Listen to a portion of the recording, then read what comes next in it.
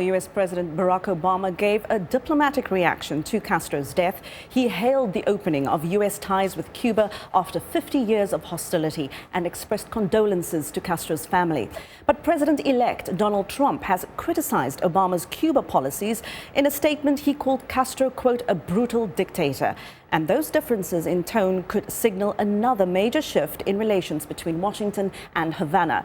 VOA's White House correspondent Cindy Saine reports. President Obama considers opening up U.S. ties to Cuba after more than 50 years of bitter estrangement, one of his signature foreign policy achievements.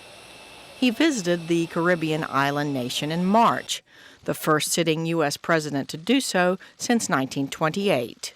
I have come here to bury the last remnant of the Cold War in the Americas.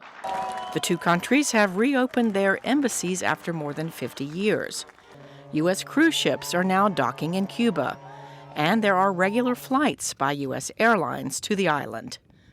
But the death of 90-year-old Fidel Castro and the election of Republican Donald Trump are raising questions about what will happen to the warming of U.S.-Cuban ties. A senior Trump advisor, Kellyanne Conway, told ABC News this week that Trump is open to any number of possibilities on resetting U.S. relations with Cuba, but that he will demand concessions in return. We remain very firm that when you open up diplomatic relations, as President Obama has with Cuba and Fidel Castro in the last several years, that to get nothing in return, including political prisoners and assurances that people on the island of Cuba will be free, politically and economically. I mean, I've personally met, I'm sure you have, victims of Fidel Castro's oppression and his torture and his imprisonment. Obama's shift in policy toward Havana also has been criticized by a number of lawmakers from both major parties,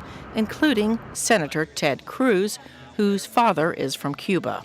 I very much hope that we don't see any U.S. government officials going to Fidel Castro's funeral. I hope we don't see Barack Obama and Joe Biden and Hillary Clinton and Democrats lining up to lionize a murderous tyrant and thug.